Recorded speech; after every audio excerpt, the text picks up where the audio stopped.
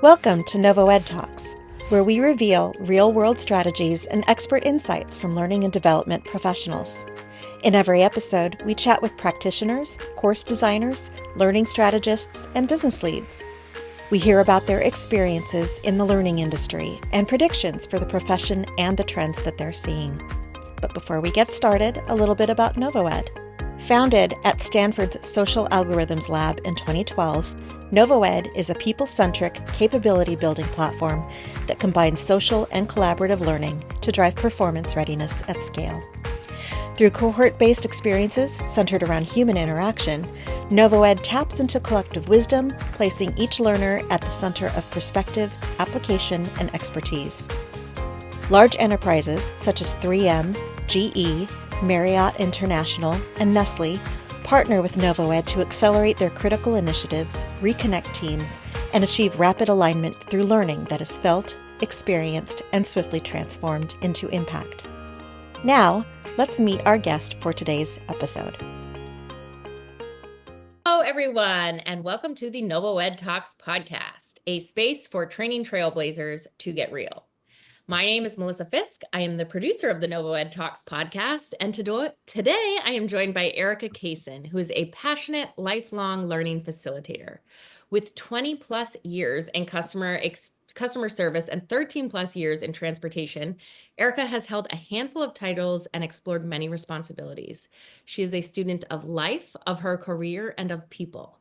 As Erica's career continually progresses, she finds it ideal to serve the organization internally. As a facilitator, what brings her the most fulfillment is helping people, whether through offering knowledge transfer, resource, and service as a support, or just listening to what works best for others. She is always learning. I love that, Erica. Erica, welcome to the NovoEdTalks podcast, and thank you so much for joining us today. Start by just kind of introducing yourself a little bit more and talking about your experiences as a facilitator. Thank you, Melissa. Thank you for having me. My name is Erica Cason. I am a senior trainer.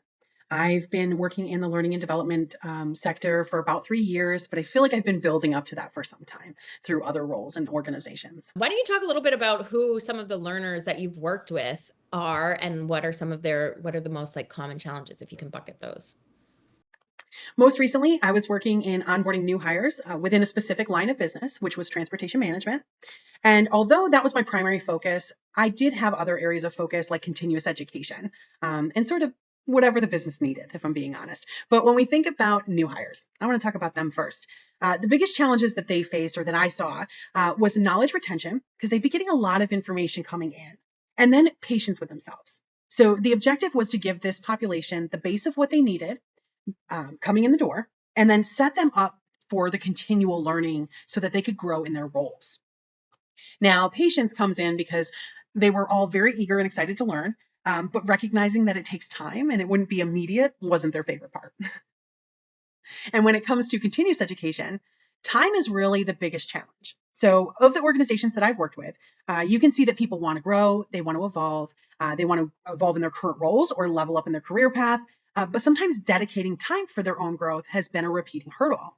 And this really requires support from their leadership and their teams. And how do you see kind of, some of the bigger workforce development challenges and how you approach them?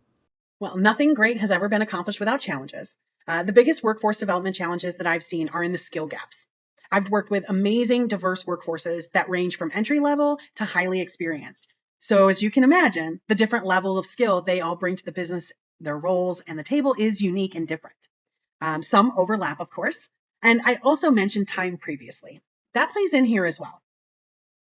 Thinking about the skill gaps, these can be identified as new hires are gaining on-the-job knowledge, and organizations that can offer several trainings and or programs to support their learners really helps learners close the gap for themselves. And that's better for the learner and the organization. It's important to empower learners to take career growth into their own hands and be an organization that supports them along the way. And as we talk about time being a challenge, I'm sure we've all said or heard, there are not enough hours in a day, right? The best way to support learners with time challenges is to provide offerings in a variety of ways. Providing them in advance so that they can make it a priority on their schedule, offering self-paced options. This allows a little more flexibility to make sure our learners have the leadership support that they need and they're meeting those professional goals. And now those are not all the answers, right? But those two can certainly help a lot, especially when it comes to time. Absolutely. Speaking about skills gaps a little bit, as the skill sets needed for success continue to shift with new tech, new kind of approaches to doing things, what strategies do you use to ensure that like the workforce remains kind of adaptable and prepared? Yes, this has been a convention topic.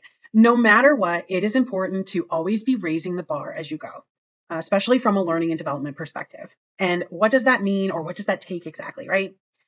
I would say, staying engaged and connected with the overall population. No matter if you support certain teams, groups, or departments, it's a good idea to have a pulse on what's going on throughout the organization because we all impact one another. So the biggest ways that I've done this is through checking in with learners, gathering and reviewing learner feedback on a regular cadence, and then also through collaborations. Now, when I think about the checking in with learners, we have pre and post training check-ins. This can gain or gauge your learners' current knowledge. So the pre is, what do they know right now about this topic? And the post is, did they take new information away, and did they take away the information we wanted them to, right? So the pre and post training check-ins are a really big part of understanding how we're supporting our learners and remaining adaptable, right? So if something needs to be adjusted, we want to be aware of that. If something's not hitting repetitively with learners, then that's something that learning and development can work on and control.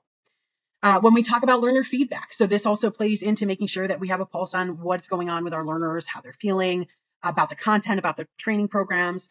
And so between each training session or on a regular cadence, I try to always hit it between sessions. That way, if something needed to be adjusted, I could do it before the next cycle. Work did not always allow for that. So as long as it was a regular cadence, that is still of great value. And I would say bi-monthly or monthly at the absolute least amount, right?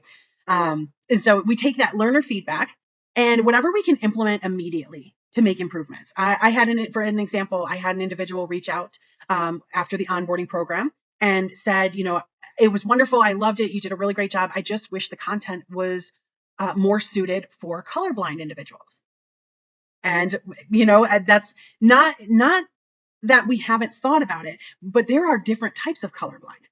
I want to say there are 8 to 12. I was just reading an article on this recently because that individual got me digging. How can I improve this? How can I make this better? And it's all about the color schemes and the schematics, right? So it wasn't an immediate fix because we really had to think about all colorblind individuals, but it got us into the right direction.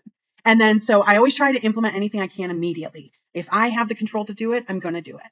And then outside of that, if it takes a bigger lift, like the colorblind, for example, because, we have our company branding and all of these things that we have to consider as well, then it takes more support from other groups to really figure out the best way to handle that. But that's where that feedback is so valuable. Then the collaboration piece. So I think anyone in learning and development is collaborating, probably on a regular basis. So whether you're collaborating one-on-one with an individual to determine their needs, to gauge that feedback and bring their ideas to life in the programs, or collaborating with groups where maybe you share responsibilities because you all have different skill sets and you're bringing something unique to the collaboration. No matter what the reason for it is, you're all working toward a common goal. And so that's really what collaboration is about, is achieving a common goal by everyone sort of bringing in support and helping to bring it to fruition. Yeah, absolutely. That kind of addresses my next question too. How do you assess and address skills gaps? You talked about how you kind of solve for that with collaboration and such, but how do you stay on top of that to kind of stay agile in this crazy changing workplace all the time? Oh, yes. Okay. So first, I would say it's crucial to know what skills are needed for different roles within an organization. We had all levels, right? So I was starting with entry level employees in the onboarding, but then I also worked with some of our senior director and above, right? So all of those roles require different skills. Now, some will overlap, don't get me wrong, but it's a good idea to have a pulse on what skills are needed. Secondly, I would say assessments. And so the assessments can be made in multiple ways. Some of the ones that I use, these are sort of like the first level when assessing. Trainer observation and interaction. So while in a session with individuals or in groups, sometimes training sessions aren't one-on-one all the time, they're usually in groups. So I am observing. So we do ask, turn on those cameras. It's not just to make you turn on your camera and make you feel silly, right? It's because it's helping the trainer assess if this knowledge is hitting for you or if we should kind of go in more depth. So trainer observation and interaction, is the learner, the interaction pieces, are they engaged, right?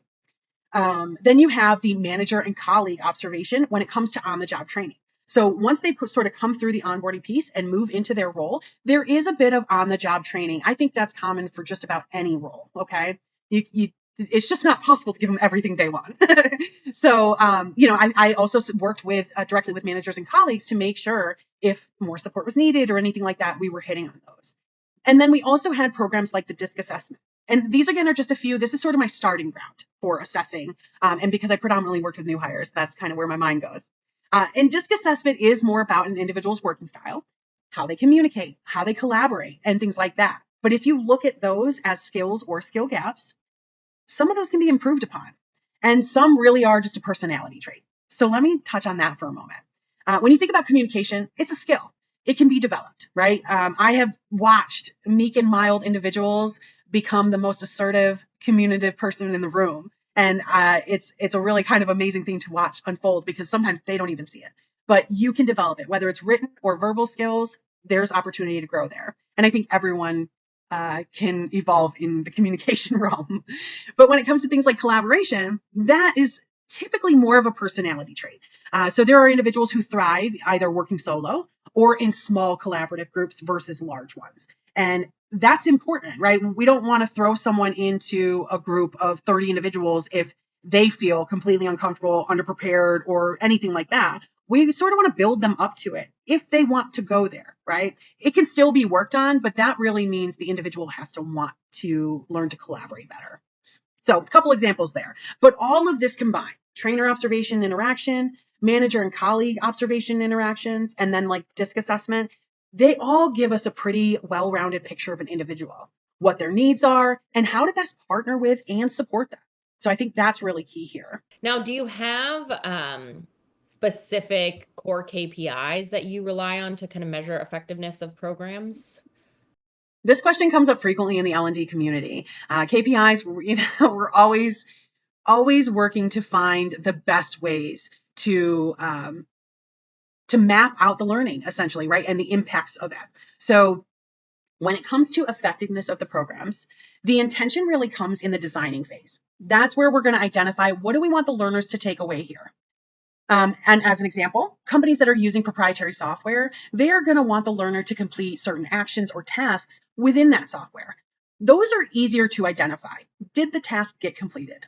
Was support needed? Etc. Right? And so you can quickly sort of identify in that area. When you get into programs that are offering a knowledge transfer or a resource or learning an application, it can be a little bit different to assess. So the effectiveness here is gauged in the usage and ability to apply that content to the day-to-day. Now, typically this will be gathered or assessed by using a assessment, end of program or training completion assessment. We might also do a short survey, again, depending on the depths of the program. Will depend on which route we go. Sometimes we do both.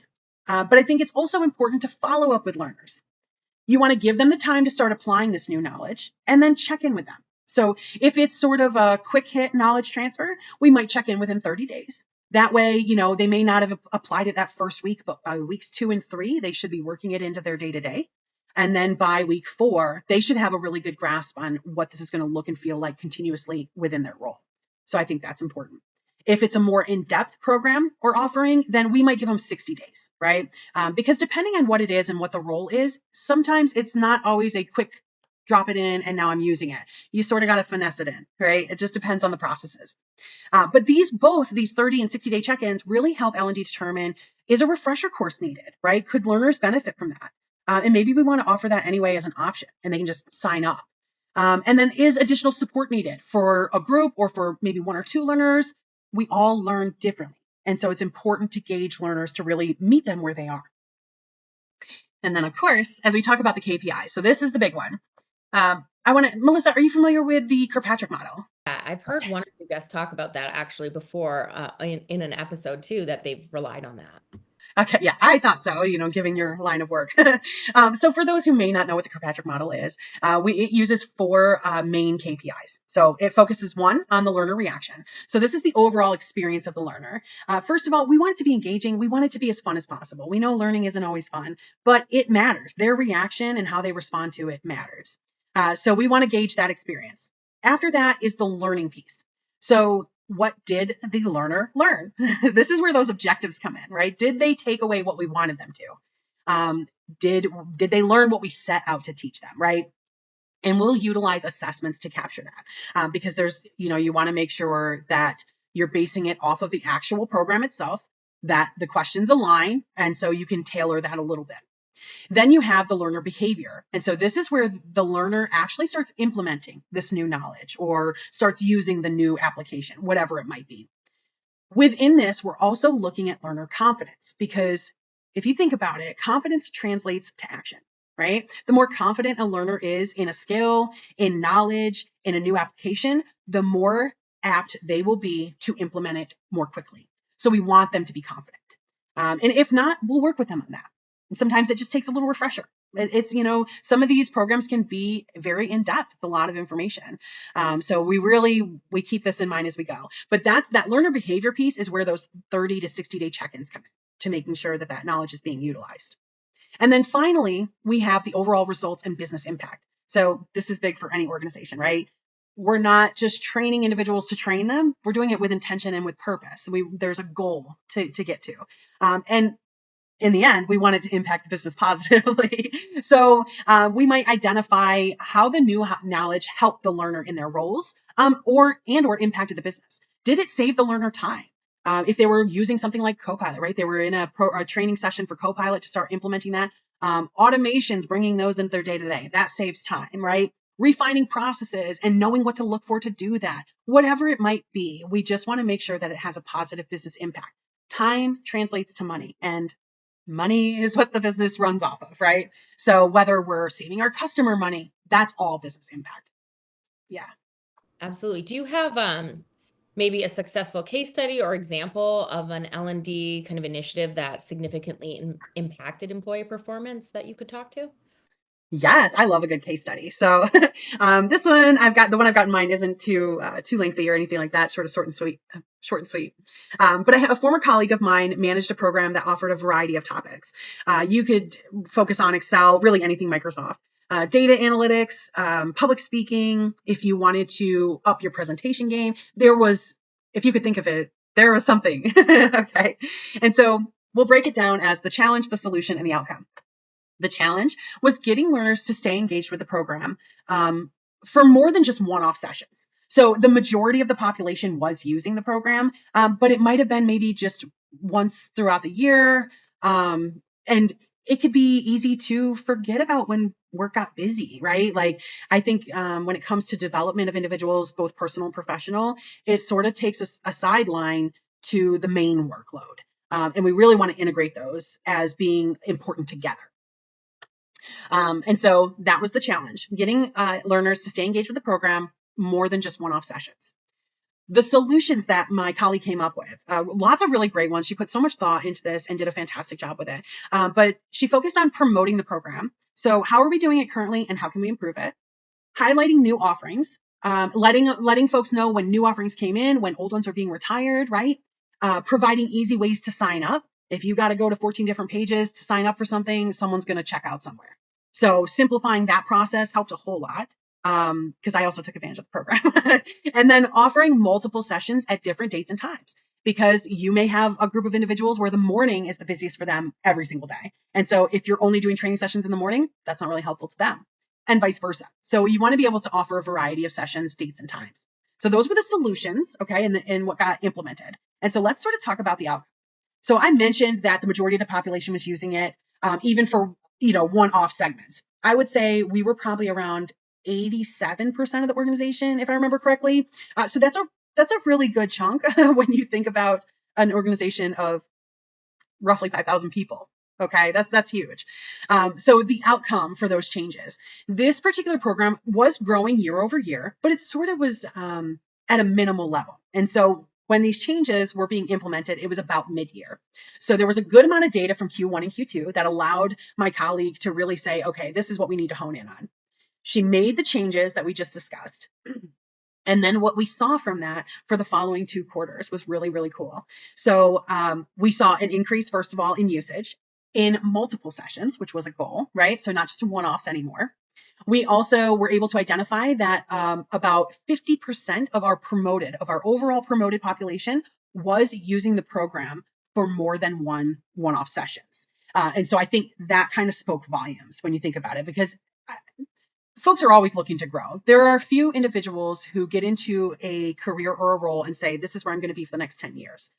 So a lot, now those are out there and those employees are needed too, don't get me wrong, but they're few and far between these days. Folks are always looking to improve.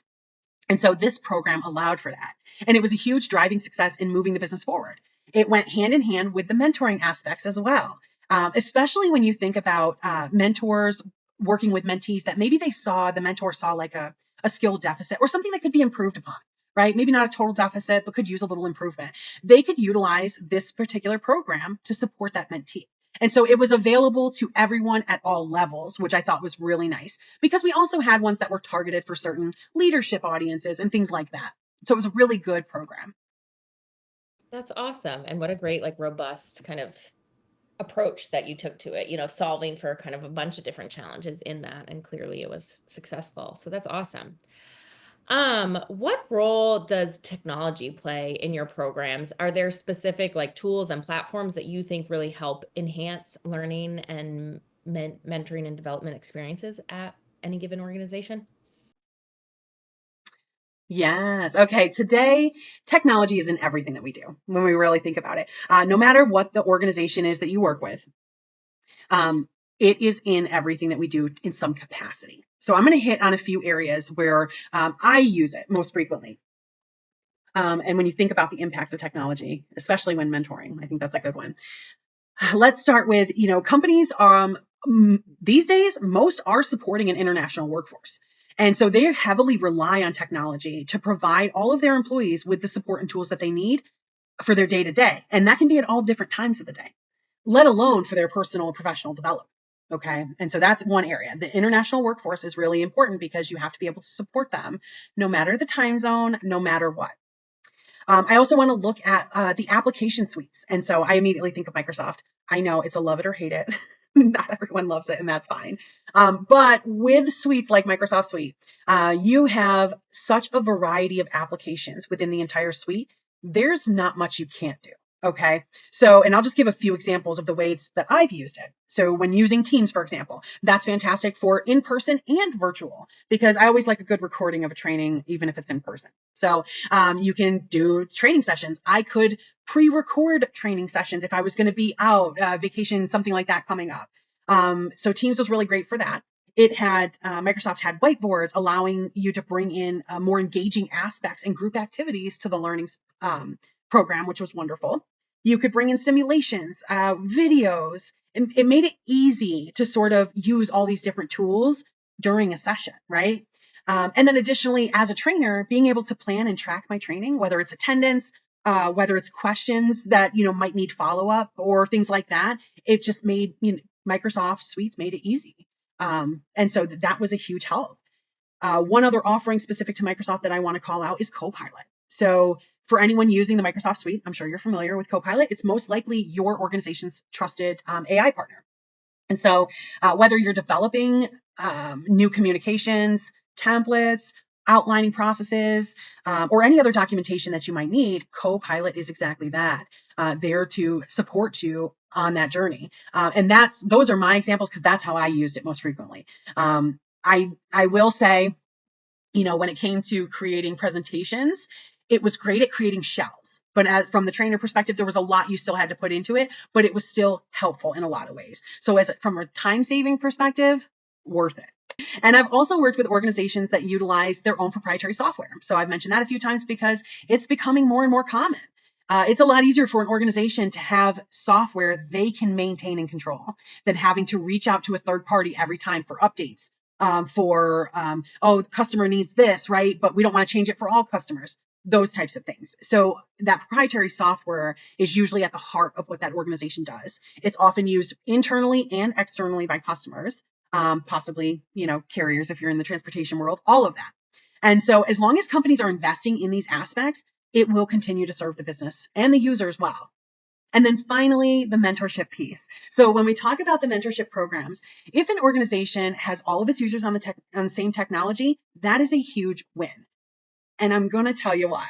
So as mentors are managing extremely busy schedules, it's really important that they're still available to their mentees. Now, I've never heard a mentee state that their mentor wasn't available when needed, okay, or at a specified scheduled time, whatever it might be. By having everyone on the same technology, there is no trying to figure out, oh, well, I normally schedule my meetings through Teams, but because it's my mentor, I have to go through Zoom or whatever it might be. You're all using the same technology. It makes sharing documents easier. It makes sharing projects easier.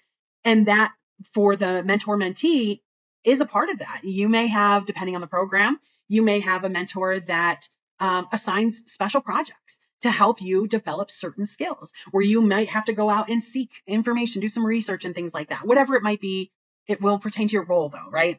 But that technology piece is really, really important for that relationship. Retrospective and a future looking question here. As learning and development and mentoring programs have rapidly evolved over the past 5 years, what are some key takeaways you've seen? Now, I'll be honest, learning and development has not always been a priority for organizations. However, what we're seeing now, and really over the course of the last 5, but I'd really say last 10 years, is that organizations are making it a priority. All right. These businesses don't want to lose employees because they lack growth and development opportunities. That's a horrible reason to lose an employee. So growing employees directly impacts the business. And if we think clearly on this, we know that nothing great comes without investment. So it's important to invest in our people. And learning and development is that way. If an individual is working towards a promotion, but maybe lacks certain skills, and there's no offerings to help them develop those skills, how will they ever level up, right? So it's really important that these organizations are utilizing learning and development in some fashion. It doesn't, maybe they don't have their own department, maybe they use a third party, whatever it might be. It's good to have those resources. And then additionally, I want to say the way organizations have been listening to their people has evolved greatly. They're listening to what their people want, what they need, and aligning both of those to what supports the business the most. And I think that's an important aspect as well, because at the end of the day, if it doesn't support the business, is it the most productive thing, right? So we're seeing entire companies that are dedicated to fostering learners. Software being created to make and keep learners engaged, which has already been proven to support knowledge retention, right? The more engaged they are, the more fun you can make it, the more it's going to stick, especially for adult learners. And it provides an overall positive experience. And one organization I think of right off the cuff is Skillable. I don't know if you're familiar with them, but they have an amazing learning platform, and they have thought about, I feel like everything. They've thought about all the different ways, learners learn, what supports them the most, and also developing a software that could be integrated into any organization. It doesn't have to be specific to a certain sector or anything. It translates well to any industry, which I absolutely love. Check it out. And as for the mentoring, again, kind of touching on that, the mentoring programs themselves have really come a long way. I personally have had 2 phenomenal mentors throughout my career, and a handful that may have not been set up for success. Those specific programs lacked intention and structure, to be honest. It was sort of like Wild West. We're just going to see what happens.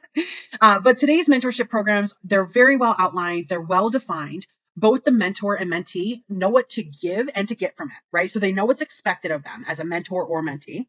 And then also what they will be, it's a transaction. It's a transactional relationship, if you think about it. A mentor may be trying to develop certain skills by taking on a mentee.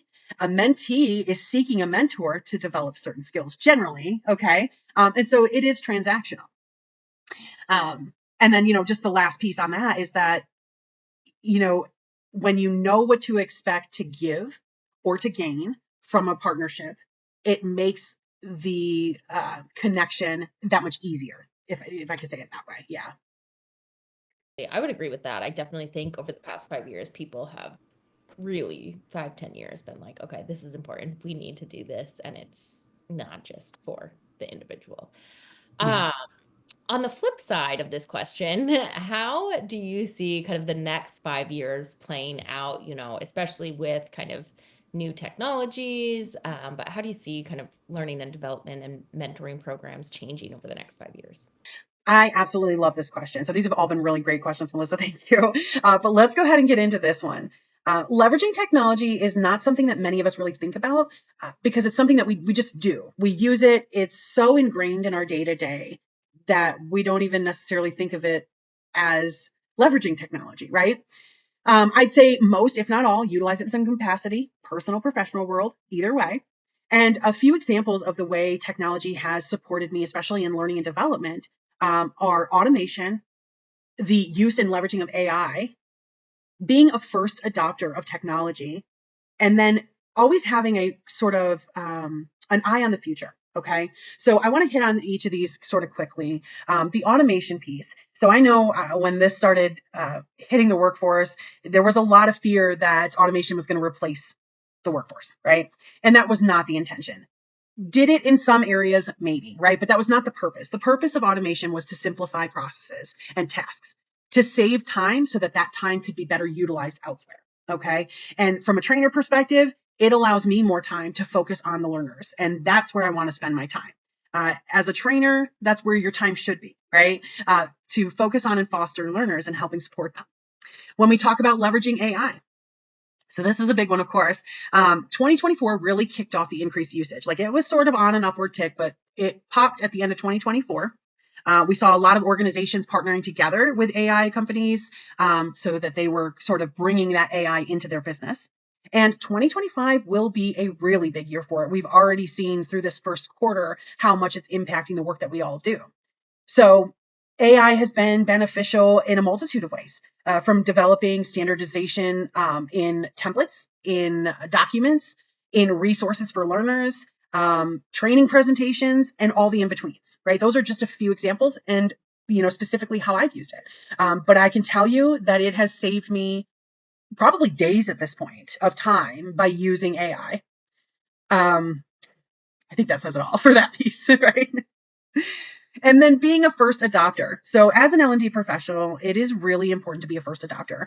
When new technology rolls out, no matter who the organization is, the L&D team should be the ones sort of front running that technology. Okay. So they should be learning it first, asking all of their own questions, right? How does this translate to this? Because we're already thinking about the learners. How is it going to impact them in their role? Okay. And so asking all of those questions in advance allows us to better support the organization when everyone else goes live with it. We've weeded out a lot of the questions and we have the answers for them. We have thought about how this is going to transfer to their specific role and how it may be different between roles, right? Depending on what it is. And then additionally, they have a whole team to support them through the transition. And I think that that's just, that in itself is a really big part of being a first adopter, being able to offer that support. If as an L&D professional, someone came to me and said, this new application I have to be using, I don't know what it is, and I have had folks do that before. Okay. Come to me and say, I don't know what this is. And if I'm not familiar with it, the first thing I'm doing is I'm going to learn it. That, you know what I mean? That way, I don't want to give them bad information. I don't want to give them misinformation. I don't want to lead them astray. I want to make sure that if I'm guiding them, that's exactly what I'm doing. Yeah. And as we prepare for the next 5 years, the final note here, I think it's really key to seek tools and programs as needed. Okay. Keeping the organization-specific business needs in mind while focusing on what aligns best with the business, with the learners, how accessible it is, and then how does adapting to that new technology or new information, what does that look like to the learner, right? Those are just some key things to think about. Anytime you're really focusing on bringing something new into the business, whether it's a program or it's new software, whatever it might be. That's that always looking ahead piece. So looking ahead means being aware of what's happening now, knowing what changes may be coming down the pipeline, and then also aware of what's happening outside the business that may impact the business, right? These are all really key elements to think about. They don't have to be the heart of your role, but it's good to have a pulse on them, even if you're just checking in quarterly, right? With certain aspects of these. that is going to help you prepare for the next 5 years. No, absolutely. Because people are going to find a way to use it anyway, right? So, like, you should, as a leader in that space, you should definitely be the one kind of figuring out that path. I think that's a very important lesson. Speaking of lessons, to close on a positive note today, what's the most important lesson that you've learned in your journey as a facilitator and as a leader that you would pass on to someone just starting out? Yeah. So there are definitely a good handful I can think of. But when I think about what's most important to someone just getting started, I'm going to take it easy. So I'm going to use my own little acronym here, and I call it R, and it's ARR. So it's awareness, adaptability, and resourcefulness. So I'm going to touch on each of these and what I mean by that. Because business needs can change so quickly, especially when an organization is actively listening to their internal and external customers, it is important to have a pulse on what is happening throughout the entire organization. So I've mentioned this a couple different times, a couple different ways. You do not need to know every single thing that is happening with every single team, right? But we do know that no matter what line of business you're in, we all impact each other. And so it is important to be aware of those aspects. That is the awareness, understanding how each part of the business impacts one another. That way, when changes are being implemented, you know what the trickle down is going to look like. Then I would say being able to pivot and adjust projects or plans as quickly as possible. Since business needs do change and they can change rapidly, I've experienced this myself. It might be going in one direction and really plugging away, and then it's like, we need to pause on that. Priorities have shifted. It's going to happen, right? It shouldn't happen all the time, but it will happen from time to time. So being able to adjust and be adaptable in those moments and just say, okay, we're going to set this aside, move on to the next, or maybe your attention is needed elsewhere, whatever it might be. Being adaptable is really key. And then finally, don't forget about the tools and the resources that you have. That is the resourcefulness. Stay resourceful. Yes, again, we want the latest and greatest of everything, but the truth is, it is not always the sustainable way. So sometimes you got to get a little scrappy with what you've got and make it work for you. It can be really easy to be hyper-focused on your sole role or line of business. But I tell you, if you don't broaden your line of sight, you're missing out on a lot. And it really makes your job easier being aware of what's happening throughout the organization. That's my experience, at least. Erica, thank you so much for joining us today on the NovoEdTalks podcast. I feel like you have some really great insights to share here with our listeners, and I think they're really going to enjoy this episode. Yeah, thank you so much for this opportunity, Melissa. It's been a pleasure talking with you, and I hope this session is both helpful and impactful to others. Thank you. Always awesome. And thank you to our listeners for tuning in once again to another episode of NovoEdTalks.